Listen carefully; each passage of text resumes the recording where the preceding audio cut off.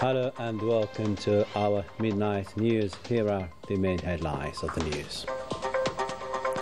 Algeria's economic indicators outside the hydrocarbon sector are all in green, notably in the industrial production, steadily progressing.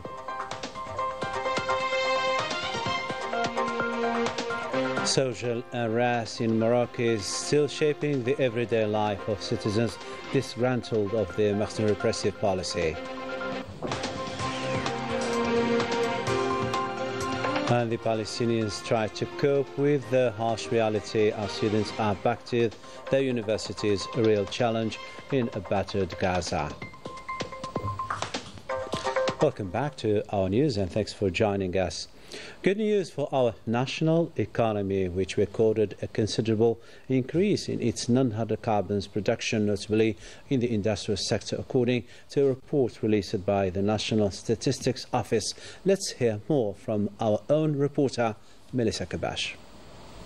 According to a communique released on Thursday by the National Statistics Office, the industrial production prices outside hydrocarbons in the national public sector witnessed a growth of 0.9% in the second quarter of 2025, compared to the previous quarter, which had been marked by a 2.1% decline. The variation recorded in the second quarter of 2025 compared to the same period of the previous year stood at plus 0.1% according to the industrial production price. Regarding the main characteristics of the evolution of industrial production prices in the national public sector during the second quarter of the 2025 compared to the previous quarter, the ONS highlighted that the energy sector recorded a decrease of nearly 3% in electricity prices, following a 0.4% increase in the previous quarter. The mining sector also recorded a drop of more than 3%, which is less than the 6.4% decline registered during the previous quarter, mainly attributed to the fall in phosphate extraction prices. The sector of diverse industries witnessed its prices fall by nearly 10% during the quarter, after a 7.3% drop in the preceding one. As for the iron, steel and mechanical industries sector, a positive growth on the second quarter of 2025 with an increase of plus 3.9% compared to a 4.7% decline in the previous quarter. The upward trend is mainly justified by a 12.0% increase in the prices of intermediate metallic, mechanical and electrical goods, following an 18.7% decrease in the first quarter. The remaining sectors, such as construction material, chemical industries and the agri-food industry, showed slight or moderate variations. To international news, a violent crackdown on residents resisting displacement has sparked nationwide outrage in Morocco, raising questions about the growing erosion of human dignity and state accountability. Melissa Lila-Balaman reports.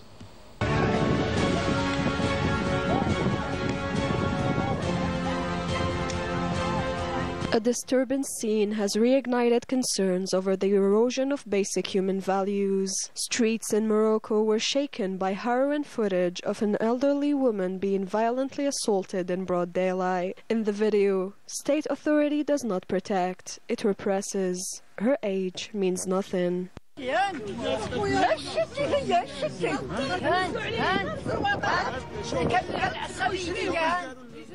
The Makhzen's repressive machine has reached a point where even human dignity is treated as expendable. This is our land, they're trying to take it from us. It's unjust. This is injustice, they will answer before God.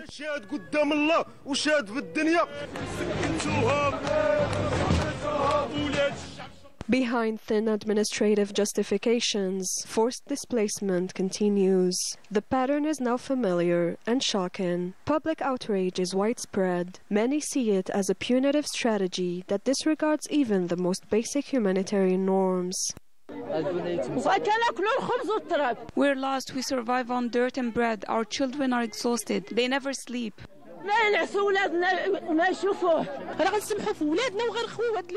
They're pushing us to leave our own country. At this pace, we'll all go, and they'll be left here alone. Enough, the people are suffering. They've driven us into homelessness. This has been my life for 4 years. They destroyed it.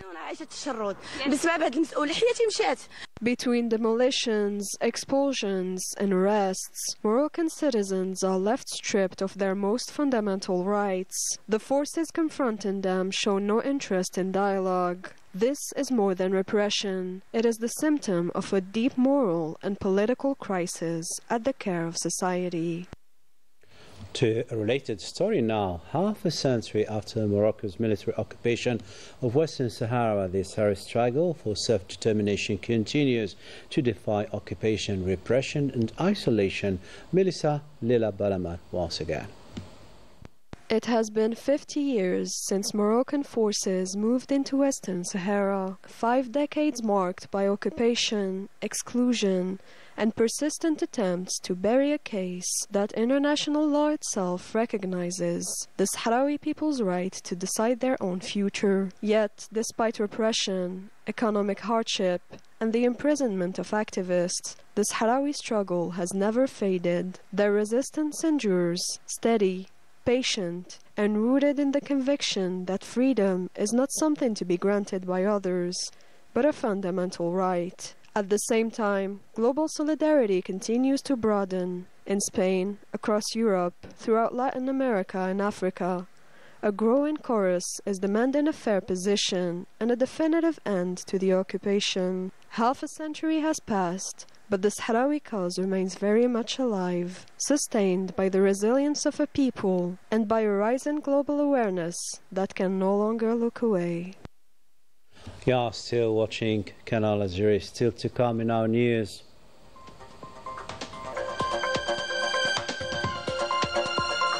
The International Book Fair goes on, and young writers attending the event to share their maiden experience with their readers are in the limelight. Welcome back to our news. In a city marked by devastation, the reopening of Al-Azhar University brings back a sense of hope for Gaza students who are determined to rebuild their future. Besmafa depicts for us the daily life of students after the relative truce in Gaza. After 2 years of interruption caused by a genocidal war that destroyed everything in its path, students in Gaza are finally returning to university. Al-Azhar University has reopened its doors in an atmosphere that reflects the Palestinians' deep attachment to life and to the reconstruction of their devastated homeland. The administration says the decision was taken despite extremely difficult conditions to restore hope for students who want to resume their studies. We decided to reopen the university even under these difficult conditions to give hope to students who want to continue their education. When we returned from displacement in the south, the university was nothing but empty buildings. That pushed us to take a firm decision to move forward. The campus, once a center of learning and innovation, became a target of heavy bombardment. Classrooms, libraries, and laboratories were destroyed. Despite this reality, the university's administration says it has taken all measures necessary to restart classes. We are happy with the orientation results and we are hopeful. Now that Al-Azhar University is reopening its doors, we will continue pursuing our dreams. When we walked back into the university, we felt that there was still hope for renewal.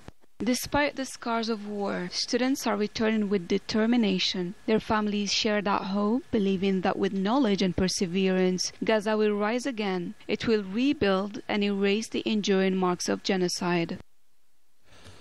To another region of the world and other news, the UN Climate Summit opened in Belém at the heart of the Amazon in Brazil. The alarm was sounded by the world leaders regarding global warming now threatening the whole world.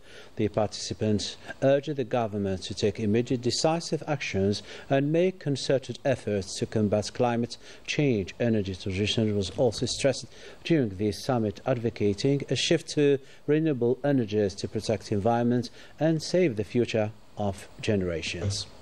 Algeria took part in this summit and unveiled a series of actions meant to preserve environment and protect the planet from the multifaceted challenges. Let's have a listen to Algeria's representative. As a representative of His Excellency the President of the People's Democratic Republic of Algeria, His Excellency Abdelmajid Tebboune, I am honored to speak today at this critical gathering as we confront huge climate challenges that affect us all. Algeria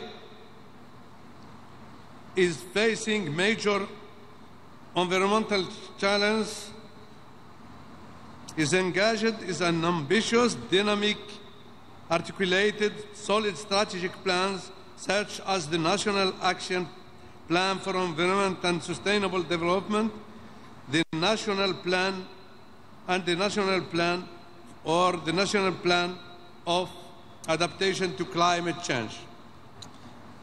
These initiatives, supported by strong political will, aim to restore degraded soils, stop the advance of the desert sands, reduce the pollution, manage natural resources, and build climate resilience in order to participate in the common efforts aimed at preserving our planet, which is threatened by ruthless pursuit of gain and by our own restlessness. Algeria's representative speaking at the climate summit, still with Algeria's news abroad. As part of commemorating the 71st anniversary of November Revolution, the Algerian Consul General in Tunis, Nasreddin Al-Arab, unveiled a set of photos in the premises that housed the Armaments and General Communication Department belonging to the Provisional Government. This initiative, attended by Algeria's ambassador to Tunis, Azzouz Ba'lel, comes to embody the efforts made by the Foreign First Minister, Ahmed Attaf, and pursuant to the guidelines of the President of the Republic to preserve the national identity and immortalize the symbolic figures of the Liberation War. The new edition of International Book Fair Sela is highlighting a fresh wave of young authors. One of them is Reem Khalili, who arrives with her first novel, Jeunesse à la Fleur, a book she considers her newborn. More details with both Anis Sheikh and Besmafar. A promising new pen is marking its debut at this year's Sela. Writer Reem Khalili arrives with her first novel, Jeunesse à la Fleur, marking a significant start to her literary career. I wish all lovers of writing the very best. This is a form of recognition, a moment of achievement. As a young Algerian author, I believe there is a strong will to transmit something, a part of one's personal story, even through, in the case of Jeunesse à la Fleur, it is not a biographical story.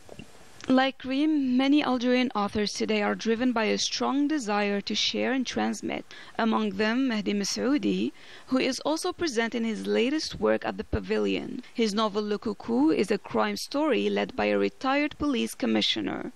Known for his unconventional methods, the plot pulls readers into an investigation designed to keep them engaged from start to finish.